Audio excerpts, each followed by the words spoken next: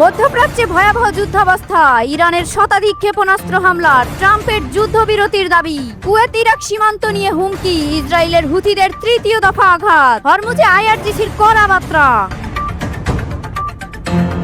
Israel যুক্তরাষ্ট্রের সামরিক স্থাপনা লক্ষ্য করে শতাধিক ভারী ক্ষেপণাস্ত্র, আত্মঘাতী ড্রোন এবং অন্তত 20টি রকেট ব্যবহার করে হামলা চালানোর দাবি করেছে ইরান। বৃহস্পতিবার সর্বশেষ দফার এই হামলা ইরান এবং এর মিত্র প্রতিরোধ গোষ্ঠীগুলো চালিয়েছে বলে জানিয়েছে ইরানের ইসলামিক বিপ্লবী গার্ড বাহিনী বা আইআরজিসি।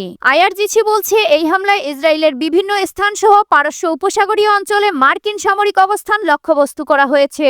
এর মধ্যে রয়েছে বাহরাইনে মার্কিন বাহিনীর একটি ঘাঁটি এবং কুয়েতের আল আদিরি ঘাঁটিতে অবস্থিত একটি মার্কিন হেলিকপ্টার ইউনিট। হামলায় কুয়েতের ঘাঁটিতে একটি হেলিকপ্টার ধ্বংস করা হয়েছে বলে দাবি করেছে আইআরজিসি। এক বিবৃতিতে আইআরজিসি বলছে, পূর্ণ শক্তির ব্যবহার করে ইরানের শত্রুদের বিরুদ্ধে এই ধরনের হামলা অব্যাহত থাকবে। একই দিনে সংযুক্ত আরব আমিরাতের আল কোয়েন শহরে ইরানের সামরিক বাহিনীর ছোড়া ক্ষেপণাস্ত্রের ধ্বংসাবিশেষের আঘাতে একজন আহত হয়েছে বলে জানিয়েছে দেশটির রাষ্ট্রীয় বার্তা সংস্থা WAM। এর আগে আমিরাতের ফুজাইরাতে একটি ড্রোন ভূপাতিত করেছে দেশটির সামরিক বাহিনী। এ সময় ক্ষেপণাস্ত্রের ধ্বংসাবিশেষের আঘাতে দেশটিতে অন্তত একজন নিহত হয়েছেন। অন্যদিকে বাহরাইনের সামরিক বাহিনী বলছে, যুদ্ধ চলাকালীন তাদের আকাশ প্রতিরক্ষা ব্যবস্থার মাধ্যমে ইরান থেকে ছোড়া 186টি ক্ষেপণাস্ত্র এবং 419টি ড্রোন ভূপাতিত করা হয়েছে। এক বিবৃতিতে দেশটির সামরিক বাহিনী জনগণকে আহ্বান জানিয়েছে ক্ষতিগ্রস্ত এলাকা থেকে দূরে থাকতে, সন্দেহজনক বস্তু থেকে দূরে থাকতে এবং ধ্বংসাবশেষ পড়ে থাকা স্থানের ছবি তোলা থেকে বিরত থাকতে। এদিকে ইরান যুদ্ধবিরতির প্রস্তাব দিয়েছে বলে জানিয়েছে যুক্তরাষ্ট্রের প্রেসিডেন্ট ডোনাল্ড ট্রাম্প। তবে তিনি স্পষ্ট করে বলেছেন, পারস্য উপসাগরের হরমুজ প্রণালী নৌ চলাচলের জন্য সম্পূর্ণ উন্মুক্ত না হওয়া পর্যন্ত যুক্তরাষ্ট্র এই প্রস্তাব বিবেচনা করবে না। বুধবার ফার্সি বার্তা সংস্থা AFP এর এক প্রতিবেদনে এ তথ্য জানানো হয়েছে। প্রতিবেদনে বলা হয়েছে, ইরানের প্রেসিডেন্ট মাসুদ পেজেশকিয়ান যুক্তরাষ্ট্রের কাছে যুদ্ধবিরতির অনুরোধ জানিয়েছে বলে মন্তব্য করেছেন প্রেসিডেন্ট ট্রাম্প। নিজের সামাজিক যোগাযোগ মাধ্যম ট্রুথ সোশ্যালে দেওয়া এক পোস্টে ট্রাম্প লিখেছেন, ইরানের প্রেসিডেন্ট একমাত্র যুক্তরাষ্ট্রের কাছে যুদ্ধবিরতি চেয়েছেন। ট্রাম্প আরো বলেন, হরমুজ প্রণালী যখন উন্মুক্ত, অবাধ এবং পরিষ্কার হবে তখনই আমরা এটি বিবেচনা করব। তিনি আরো হুঁশিয়ারি দিয়ে বলেন, তার আগ পর্যন্ত আমরা ইরানকে ধূলিসাৎ করে দিব। তবে AFP জানিয়েছে, যুদ্ধবিরতির এই প্রস্তাবের বিষয়ে ইরান কিংবা অন্য কোনো স্বতন্ত্র সূত্র থেকে তাৎক্ষণিকভাবে কোনো নিশ্চয়তা পাওয়া যায়নি। এদিকে ইরাক ভিত্তিক প্রতিরোধ গোষ্ঠী কাতাইব সাইয়েদ আল শুহাদা যুক্তরাষ্ট্রকে হুঁশিয়ারি দিয়ে বলেছে, ইরানে হামলার জন্য কুয়েতের ভূখণ্ড ব্যবহার করা হলে কঠোর জবাব দেওয়া হবে। তারা আরো বলেছে, প্রয়োজনে আমরা কুয়েত ইরাক সীমান্ত ভেঙে ফেলব। মঙ্গলবার 31শে মার্চ এক বিবৃতিতে গোষ্ঠীটি জানায়, কুয়েতের ভূখণ্ড ব্যবহার করে ইরানে হামলা অথবা সিরিয়ার ভূখণ্ড ব্যবহার করে লেবাননের সশস্ত্র গোষ্ঠী হিজবুল্লাহকে লক্ষ্যবস্তু বানানো হলে তা হবে আঞ্চলিক সীমান্ত লঙ্ঘনের শামিল। তারা বলছে, সেক্ষেত্রে আমরা একইভাবে সীমান্ত ভেঙে দিয়ে প্রতিরোধমূলক ব্যবস্থা নেব।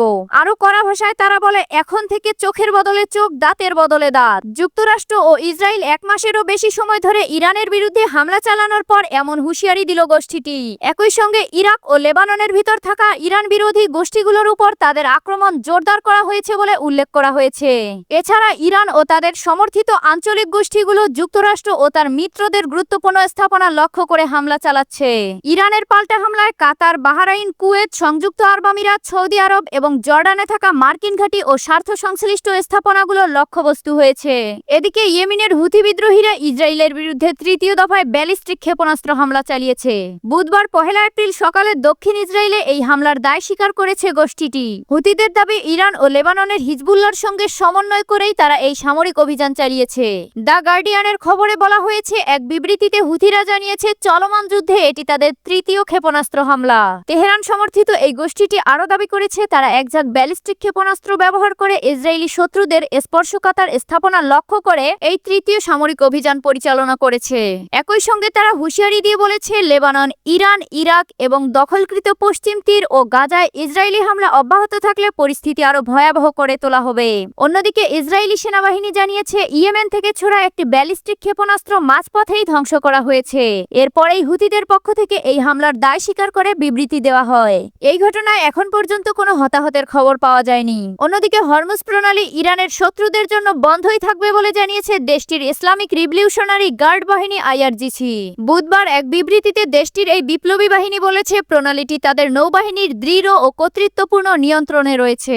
একই সঙ্গে এই অঞ্চলে মার্কিন ও ইসরায়েলি লক্ষ্যবস্তুতে ক্ষেপণাস্ত্র ও ড্রোন হামলার বিস্তারিত তথ্যও প্রকাশ করেছে তারা।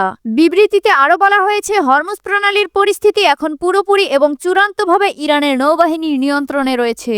বুধবার ভোর থেকে ইসরায়েলের মধ্যাঞ্চল সহ মধ্যপ্রাচ্যের বিভিন্ন অংশে ইরানের ক্ষেপণাস্ত্র হামলার তীব্রতা তেল আবিব ও ওয়াশিংটনের দাবিকে ভুল প্রমাণ করেছে বলে দাবি করেছে আইআরজিসি। এর আগে যুক্তরাষ্ট্র ও ইসরায়েলি কর্মকর্তারা দাবি করেছিলেন ইরানের হামলার সক্ষমতা 90% হ্রাস পেয়েছে। তবে আইআরজিসি এই দাবিকে প্রচারণা বলে অভিহিত করেছে। বিবৃতিতে আরও বলা হয়েছে বুধবার ভোর থেকে নৌবাহিনীর অপারেশন ট্রু প্রমিস 4 এর 89তম পর্যায়ের অংশ হিসেবে 5টি বড় ধরনের এবং ব্যাপক অভিযান চালিয়েছে। এসব অভিযানে কাদির ব্যালিস্টিক ও ক্রুজ ক্ষেপণাস্ত্র এবং আত্মঘাতী ড্রোন ব্যবহার করে মার্কিন ও ইসরায়েলি বাহিনীর গুরুত্বপূর্ণ সামরিক লক্ষ্যবস্তু ধ্বংস করা হয়েছে বলে দাবি করা হয়েছে। আইআরজিসি জানিয়েছে প্রথম হামলায় সংযুক্ত আরব আমিরাতের জলসীমা ও দ্বীপে অবস্থিত একটি সামুদ্রিক কাঠামোর উপর স্থাপিত মার্কিন বাহিনীর দুটি আর্লি ওয়ার্নিং বিমান প্রতিরক্ষা রাডার সিস্টেম অত্যন্ত নিখুঁতভাবে ধ্বংস করা হয়েছে। বিবৃতিতে বলা হয়েছে পারস্য উপসাগরের মধ্যাঞ্চলে আকুয়া 1 নামের অবৈধ ইহুদিবাদী শাসক গোষ্ঠীর একটি তেলবাহী ট্যাঙ্কারকে সুনির্দিষ্টভাবে লক্ষ্যবস্তু করা হয়েছে। ক্ষেপণাস্ত্র হামলার পর ওই ট্যাঙ্কারের আগুন ধরে যায়। বাহরাইনে মার্কিন পঞ্চম নৌবহরের সীমানার বাহিরে মার্কিন বাহিনীর একটি গোপন সমাবেশ স্থলে বিপুল সংখ্যক ড্রোন এবং কয়েকটি ব্যালিস্টিক ক্ষেপণাস্ত্র দিয়ে হামলা চালানো হয়েছে। হামলার পর মার্কিন নৌবাহিনীর অনেক জ্যেষ্ঠ কর্মকর্তাকে মানামার বিভিন্ন হাসপাতালে স্থানান্তর করা হয়েছে বলে দাবি করেছে আইআরজিসি। অন্যদিকে ইউক্রেনের প্রেসিডেন্ট ভলোদিমির জেলেনস্কির পক্ষ থেকে দেওয়া আসন্ন ইস্টার বা পুনরুত্থান পার্বণ উপলক্ষে যুদ্ধবিরতির প্রস্তাব সরাসরি প্রত্যাখ্যান করেছে রাশিয়া।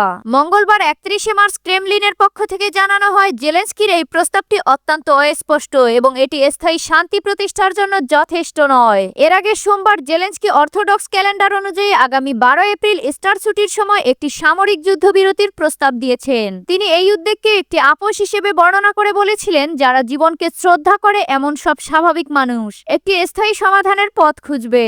তবে রাশিয়ার দাবি এই প্রস্তাবের পিছনে কোনো সুনির্দিষ্ট বা স্পষ্টভাবে উচ্চারিত পরিকল্পনা নেই। ক্রেমলিনের মুখপাত্র দিমিত্রি পেসকভ সাংবাদিকদের ব্রিফিংকালে চুক্তি দেখান বর্তমানে রাশিয়ার চেয়ে ইউক্রেনই যুদ্ধ বন্ধ করা বেশি জরুরি। পেসকভের মতে রুশ বাহিনী এখন পুরো রণক্ষেত্র জুড়ে অগ্রাসন হচ্ছে, কোথাও দ্রুত আবার কোথাও কিছুটা ধীর গতিতে। তিনি উল্লেখ করেন জেলেনস্কিকে এখনই সঠিক সিদ্ধান্ত নিতে হবে, কারণ সময় যত অতিবাহিত হবে এই সিদ্ধান্তের মূল্য তত বৃদ্ধি পাবে। পেসকভ আরো জোর দিয়ে বলেন জেলেনস্কিকে অবশ্যই দায়িত্ব নিতে হবে এবং এমন সিদ্ধান্ত নিতে হবে যা কেবল একটি সাময়িক বিরতি নয় বরং স্থায়ী শান্তির পথ সুগম করবে। রাশিয়ার এই অনড় অবস্থান ইঙ্গিত দেয় তারা বর্তমান সাময়িক সুবিধাজনক অবস্থানকে কাজে লাগিয়ে ইউক্রেনকে আরো চাপের মুখে রাখতে চায়। গত বছর রুশ প্রেসিডেন্ট ভ্লাদিমির পুতিন একইভাবে ইউক্রেনের সঙ্গে একটি ইস্টার যুদ্ধবিরতির ঘোষণা করেছিলেন। তবে দুই পক্ষই একে অপরের বিরুদ্ধে সেই প্রতিশ্রুতি লঙ্ঘনের অভিযোগ তুলেছিল। সেই সময় জেলেনস্কি 30 ঘন্টার এই বিরতিকে 30 দিনে বর্ধিত করার অনুরোধ জানালেও পুতিন তা অগ্রাহ্য করেছিলেন।